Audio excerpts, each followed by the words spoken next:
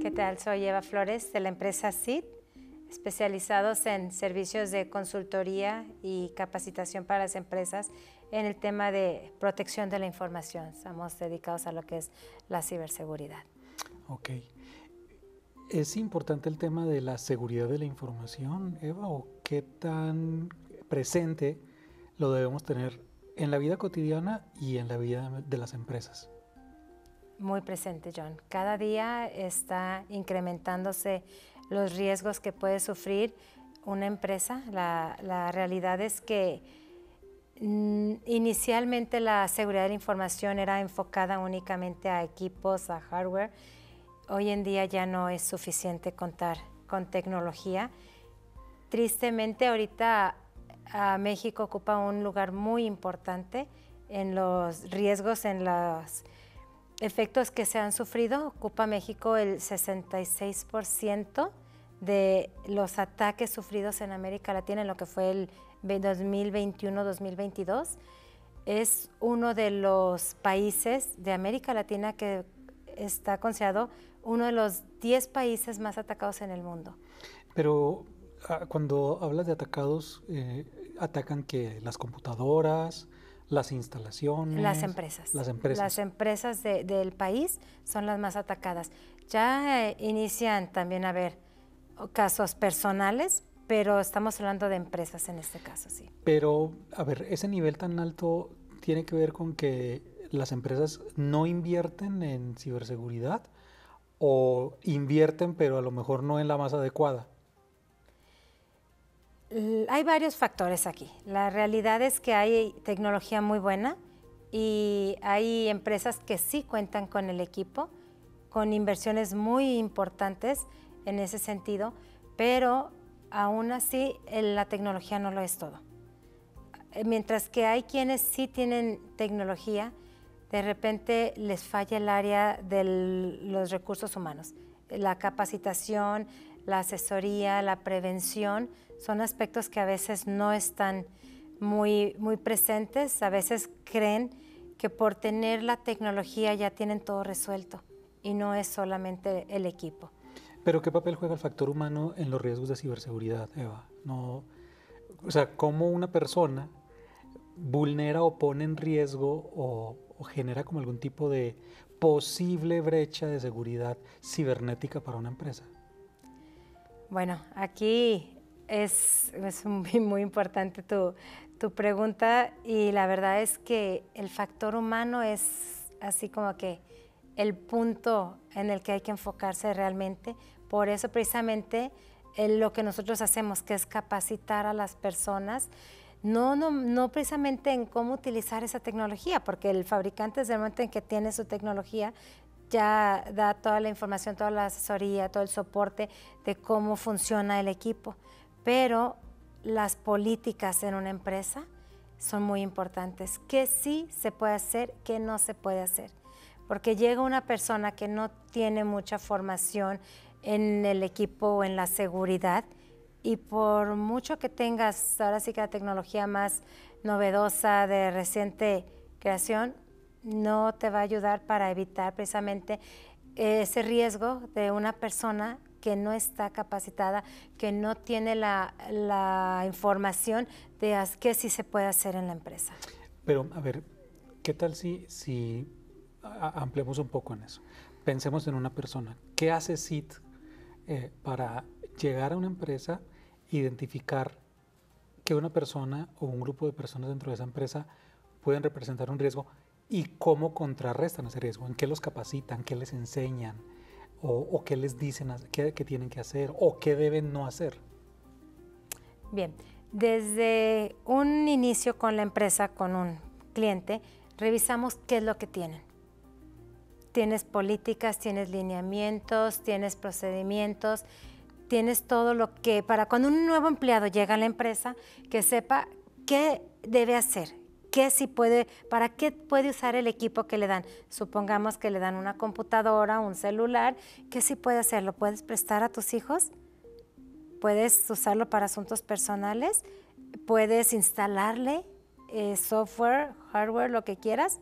Todo eso desde un principio es ver con el cliente qué es lo que tienes y ver de dónde se va a partir, ¿no? Cada empresa es muy diferente, mientras que hay quienes sí tienen toda una serie de documentación y toda persona que llega es lo primero que haces, ¿no? A ver, dale sus manuales y que los lea, que se entere qué sí puede hacer, qué no puede hacer, porque nos pasa, de repente llega el nuevo empleado, te urgía contratarlo, ya está aquí, le das el equipo. Y ha pasado también que no se enteran, se le hace fácil, llega el fin de semana, tiene tiempo libre y se pone a instalar software y a veces pirata, ¿no? Que peor, todavía más riesgos, donde viene más, donde tienes más posibilidades de recibir o quedar infectado con alguna. Me llama mucho la atención eso de que siendo una empresa que se enfoca en el tema de la ciberseguridad, lo que más trabajan es el recurso humano, porque pareciera, y a veces es como si no lográramos entender, que las computadoras hacen finalmente lo que la gente les permite o les pide que hagan, ¿no? Totalmente.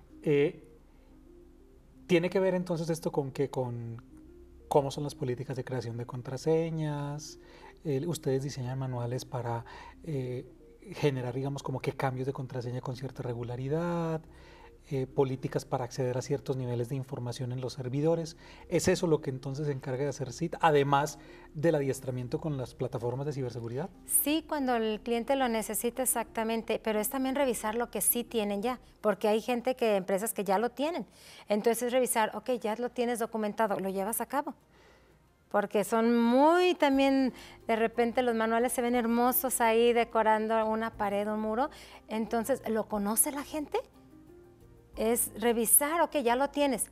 ¿Cada cuándo? Le dan una repasada. ¿Cada cuándo lo usa la persona que en recursos humanos, ¿no? Cada que va a contratar a una persona, se enteran, lo revisan para ver que todavía esté actualizado, que no esté ya desfasado con equipo o información o procesos que ya no existen en la organización.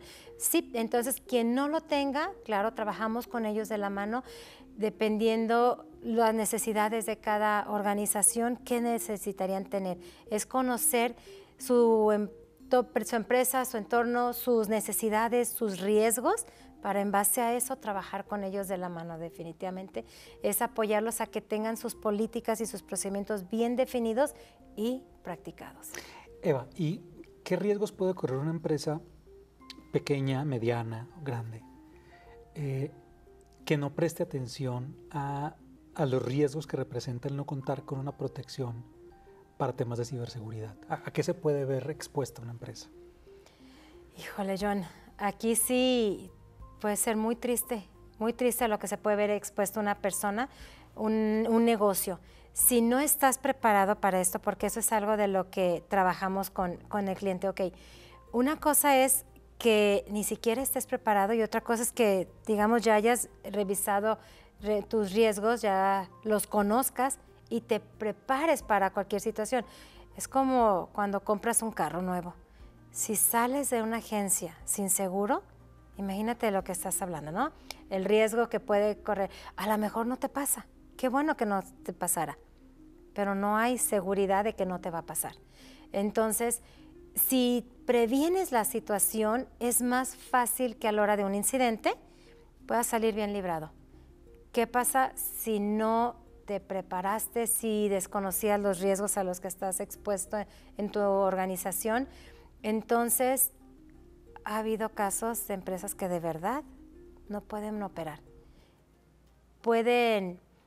Imagínate, te doy el caso de una empresa que estaba preparada para una eventualidad de este tipo, pueden llegar a estar sin operar un día y hasta una semana en algunos casos. Hemos tenido clientes en donde estás de la mano con ellos tratando de restablecer, pero tienen toda la tecnología para, ok, esto se vio afectado, está comprometido, no sabemos cómo está, retiramos ese equipo y aquí hay nuevo, ¿no? Para empezar de cero. Genial, en esos casos está perfecto. Claro que hay pérdidas, claro que te implica un costo para el recurso humano, que lo tienes ahora sí que a los de TI trabajando a marchas forzadas y a tus áreas operativas en stand-by y quizás tratando de detener a clientes y sus áreas en un espérame tantito, dame oportunidad de revisarlo y tratar de que no pase mucho tiempo, ¿no? En que les des respuesta. Pero cuando no estás preparado para una eventualidad, cuando no estás ahora sí que con nada ahí y se ven tus equipos afectados. Imagínate nomás qué haces. Hay empresas que tú dices, ya saben cuánto tiempo pueden incluso estar sin operar, ya saben cuáles son sus servicios más críticos, ya saben cuánto tiempo tardan en restablecer esas áreas, ¿no? Para seguir operando. Pero cuando no, ¿a qué le das prioridad, no? ¿A cuál de todas tus áreas, a cuáles de todos tus servicios, en qué te enfocas? Y no tienes equipo para decir, arranco aquí de cero con esto para empezar a preparar nuevamente. Entonces hay un riesgo sería el de pérdida de física de equipos, ¿no? De software, no, de hardware, perdón, de hardware como tal. Podría ser el riesgo de pérdida de equipo. Puede ser riesgo de pérdida hasta del negocio. Ok, pero y de la información, también hay riesgo de pérdida de información. Totalmente. Ok, hay un caso que a mí me recuerda, no es reciente, pasó hace ya como unos quizá 4 o 5 años. Radio Televisión Española se vio afectada por un ataque de secuestro de información. Se conoce como ransomware, ¿no? Y toda la radio española, toda la radio en todo el país se vio afectada y no pudieron transmitir en cadena durante casi 2 semanas. Y tuvieron que estar transmitiendo localmente y con equipos analógicos, porque toda la seguridad y toda la infraestructura tecnológica estaba comprometida. Eso también es posible entonces, porque ya ha ocurrido y una empresa en México está expuesta también a ese tipo de riesgos. Totalmente, totalmente. Es lo que te comento. Si estás preparado para en algún momento que puedes sufrir una eventualidad, es más fácil que te recuperes o que puedas seguir operando. Pero cuando no están las empresas preparadas, sí, totalmente. Hay casos de más de un mes y la información no la recupera. Ahora, hablas de que México está dentro de los 10 países con mayor cantidad de ataques cibernéticos, ¿no? Sí. ¿Tienen algún registro de dónde provienen esos ataques o cuál es la intención de esos ataques? ¿Qué pretenden con esos ataques? Hay varias cosas que se buscan. La información es poder y los ciberdelincuentes aprovechan esa información para venderla. Entonces, ellos es lo que buscan, tener esa información. Hay varias cosas que se hacen con esta información. Una cosa es venderla en el mercado negro, ¿no? A la hora que tienen datos, qué sé yo, a la hora que se trata como de un banco, que obtienen información de los clientes, de saldos, de números de cuenta, de nombres, domicilios, teléfonos, o sea, tienen toda una base de datos que obtienen y la venden por muy poco dinero. Cada cliente, digamos, cada usuario de esa empresa, de ese negocio, lo venden por pocos dólares, pero son miles, millones de datos los que venden. Entonces, para ellos les representa una cantidad muy importante de suma de ingresos que manejan. Pero también hay ocasiones en que se maneja la extorsión. Entonces, en esos casos, ellos tienen incluso doble negocio.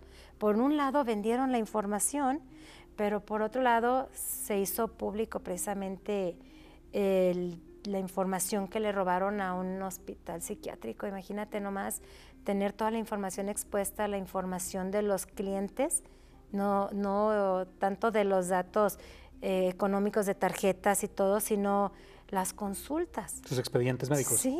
Sí, los expedientes médicos. Entonces, imagínate el chantaje para ti, doctor, ¿no? ¿Cuánto pagas porque este cliente no se entere de esta información?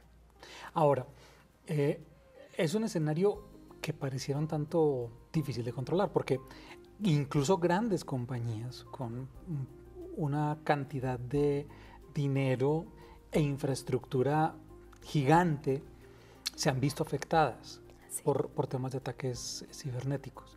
Si es posible de plano cortar con los ataques cibernéticos o persiste el riesgo. Yo creo que siempre persiste el riesgo. Es este tipo de riesgos, los ciberataques, es igual como los robos, ¿no? En la calle, robos ahora sí que en tus bienes, en tu vehículo, o sea, no hay una forma de decir, no me va a pasar, no me va a pasar. La verdad es que de repente dice uno, ya nomás es cuestión de tiempo. Entonces, prepárate o ten un plan B o ve qué vas a hacer, ¿no? Porque sales a la calle y ¿qué seguridad tienes de que no te van a jalar tu bolsa, que no te van a arrancar el celular de las manos, de que no te llegan con un arma y te dicen dame la cartera? Es igual en los negocios. Nada más que, pues, no te vas a enterar en muchas ocasiones que fuiste atacado en un inicio, claro. Mientras ellos hacen todo su movimiento para llevarse la información, los ciberataques normalmente son muy bien planeados. Hay casos en que manejan el fin de semana. Y si es puente, todavía mejor para ellos. Tienen, imagínate, tuvieron viernes en la tarde, sábado, domingo, y si el lunes no se trabajó, tuvieron todo ese tiempo para ellos moverse, mover el dinero y encriptar o robar toda la información que quisieron. Lo que hacen es, ok, te encriptan la información, pero ellos también se la llevaron. Tú no tienes seguridad de que no. Tú no tienes seguridad de que tu información está contigo. Si pudieron entrar, lo más probable es que se lo llevaron también. ¿Y qué haces en esos casos, no? Ahora, ¿cómo es el tema de inversión en ciberseguridad en México? Y no vayamos a lo mejor a México. En Jalisco, ¿las empresas sí están interesadas en invertir en ciberseguridad? ¿En México sí se invierte en ciberseguridad lo suficiente? Yo creo que ese es el principal motivo del índice tan alto de los ataques que sufre México, precisamente, que no hay una inversión siquiera cerca de lo que debería tener cada empresa. Mientras que habrá empresas que sí lo tienen muy consciente, muy presente el riesgo y el valor de la información. Hay otras que por cuestiones de presupuesto, que por cuestiones de prioridades, se van a otros temas antes que invertir en el tema de la seguridad de la información. Y sucede esto precisamente. Por eso es que hay tanta posibilidad del robo, de pérdida de datos en las empresas. Hace poco, y no hace mucho realmente, quizá unos 2 años o menos, o 1 año, la Secretaría de la Defensa Nacional fue vulnerada por un grupo de hackers que se llama Guacamaya Leaks y liberó una gran cantidad de información. Si la Secretaría de la Defensa Nacional Mexicana, que es la encargada, digamos, como que de salvaguardar como todo este tipo de información de una manera ejemplar, se ve vulnerada y víctima de un ataque, ¿qué le espera al empresariado mexicano, Eva? Exacto, exactamente. Las dependencias de gobierno no están exentas y de hecho hay actualmente una que se sabe ya tiene semanas precisamente en esta situación con pérdida de información. Y ahora imagínate una CFE que te queda sin electricidad, imagínate, bueno, sí, como dices, la Sedena sufrió eso, ¿a quién no le puede pasar, no? ¿Y cuánto tiempo necesitas para restablecerte? Te quedas sin luz, te quedas sin servicios que son prioritarios, imagínate nomás el impacto tan fuerte.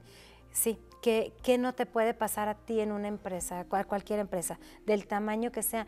Nada más que sí, cuando tienen esa inversión, que están, digamos, preparados para responder ante una situación, pues más rápido se recupera, más pronto se restablece, más pronto está operando y dando servicios de nuevo. ¿Qué le recomienda Eva a las empresas CIT para emprender como un plan de protección de sus activos digitales, que inviertan en ciberseguridad? Tú, de decir, que le recomiendas a un empresario, un pequeño, mediano, un gran empresario, aquí en Jalisco, aquí en Guadalajara o en México, que hagan para mejorar su ciberseguridad. Sí, mira, hay 3 aspectos con los que nosotros podemos trabajar en estos temas de la seguridad, que es desde el punto de vista preventivo, el correctivo y el detectivo. Entonces, cuando estás trabajando en el primer punto de prevenir, es mucho más económico, definitivamente. Si tú crees que una inversión en seguridad es costosa, veámoslo desde ese punto de vista, ¿no? ¿Cuánto te costaría perder la información, tener fuera de servicio tu empresa, fuera de operaciones un día? Y de verdad no es cosa de un día. No es cosa de que fácilmente van a estar otra vez restablecidos los servicios, y hay empresas que no se pueden dar ese lujo. De repente me preguntan, ok, ¿qué área o qué tipo de negocios son los que más te buscan o de qué tamaño? Ni siquiera es cuestión de tamaño, ni siquiera es cuestión de giro, es cuestión de saber cuánta información tienes y qué tan importante es para ti. En el momento en el que te des cuenta de lo que tienes en tu empresa, de que es algo valiosísimo, pero también para alguien más, no nomás para ti, entonces te das cuenta, es que tengo que cuidarlo, tengo que cuidar, tengo que invertir, tengo que tener la tecnología, tengo que conocer lo que es más importante o lo que primero debe de estar siempre, digamos, operando y en funciones para dar servicio a los demás. Entonces, cuando conoces ese riesgo, que le llaman la administración del riesgo precisamente, es más fácil que puedas prevenir y prepararte para estar operando cuanto antes, reducir precisamente el costo. Digo, va a haber un daño, hay un daño cuando una empresa es atacada definitivamente, pero es muy diferente cuando ya tienes una idea de por dónde debes empezar, qué tienes que hacer primero, a quiénes tienes que notificar, qué parte de tu equipo debe estar involucrado en ese proceso. Y te digo, desde la forma de estar en el primer paso, de prevenirlo. Y ya no se digan los siguientes pasos, ¿no? Eso es lo preventivo. Ahora, en lo correctivo, ¿qué hace CIT en lo correctivo? Ahí ya, bueno, para tratar de corregir el sistema, el problema, digo, es tratar de revisar por dónde te llegó, ¿no? ¿Cuál fue el vector por donde ingresa este malware o lo que hayas recibido? Porque ahorita estamos hablando precisamente de los malwares, pero ahorita hay otro fenómeno que se está dando mucho, que son los ataques BEC, en donde toman los correos de las empresas y los comprometen, ¿no? Desvían el recurso del cliente a otro lado. Y hay casos en los que para cuando la empresa se da cuenta, bueno, ya están millones fuera de su poder. Y ese ataque es, desvían los correos. O sea, tú envías correos, no llegan a su destinatario, te envían correos y no te llegan. Le mandan correos a clientes, a proveedores o a cualquier persona. Incluso ha habido casos de internamente, aparentemente un director general manda correos al área de pagos, págame esta factura a la cuenta X.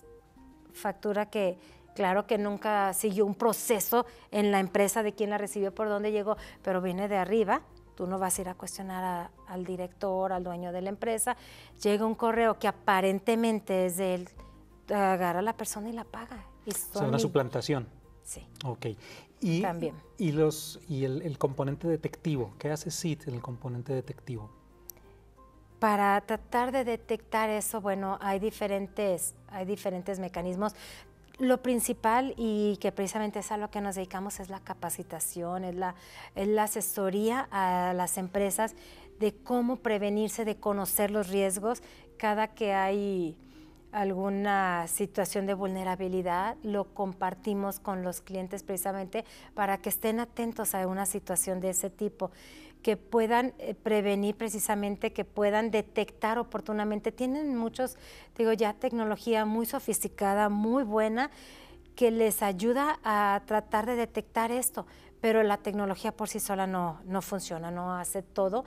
Entonces, en el momento en el que la persona encargada de estos equipos puede ir y revisar y decir, ah, caray, me está mandando esta alerta, la reviso y ándale, es de justo lo que sé que está en riesgo, ya se pueden poner manualmente, incluso cierras esos equipos, los das de baja, los apagas, o sea que no te entre y no te infecte toda tu red, no toda la empresa, no te corra ese riesgo. Ha habido esos casos en que se detecta muy oportunamente, separas el equipo de tu red y se empieza a revisar, que es lo más importante, porque una empresa que ya fue hackeada, al poco tiempo lo vuelven a intentar. ¿Qué le recomienda, Eva, tu empresa, CIT, a un empresario? Démosle 3 consejos al empresariado, a esta empresa o a este director o a esta directora de empresa para que piensen en su ciberseguridad. 3 consejos. 3 consejos. Uno es invertir en los equipos necesarios. No es, ahora sí que lujo, es necesario hoy en día invertir en tecnología. Otro sería la capacitación. Tener gente capacitada, estar buscando actualizarlos, porque también el factor humano es ahí el eslabón débil definitivamente, que a veces nosotros somos los que le dimos el enter y los que aceptamos que llegara ese virus. Entonces, en el momento que está capacitada la persona, pues ya ya tienes esa ayuda. Y el tercero sería conocer los riesgos, conocer tus activos, conocer dónde es tu área crítica para poder actuar en consecuencia, ¿no? El asunto no es si te va a pasar o no, sino cuándo, lo mencionabas, ¿no? Sí. Finalmente, Eva, algo que no mencionaste y que me llama mucho la atención es que SID hace parte de un clúster de tecnología, ¿no? Un clúster que se llama Cleantech. Cleantech, exactamente. ¿Por qué SID está en este clúster? ¿Y qué hace así, a grosso modo, el clúster de Cleantech? Claro, sí. Cleantech es un clúster, el nombre significa Clúster de Innovación y Nuevas Tecnologías, en donde precisamente agrupa empresas ahorita son de aquí de Jalisco, tiene ya un par de años, y bueno, nos invitan a participar en el clúster precisamente a raíz del servicio que tenemos, que es la consultoría y la demanda que ha ido en incremento con el paso de los años, ¿no? Con el paso del tiempo. La verdad es que la seguridad cada día es más importante y, como te decía, no nomás en lo que es el hardware, no nomás lo que es el software, sino también la capacitación, que es lo que nosotros hacemos. Y bueno, de nuestra área, lo que hemos podido aportar precisamente al clúster es a los clientes, a los socios y a quien requiera asesoría, capacitación, consultoría, orientarlos en esos momentos más delicados, sobre todo en un inicio de qué hacer, cómo hacer y por dónde empezar, ¿no? Pues Eva, muchísimas gracias a ti, a SID por estar con nosotros hoy y en representación también de Cleantech. Gracias. Esperemos que puedas estar con nosotros en una nueva ocasión. Un placer, muy amable, gracias John por la invitación. Gracias.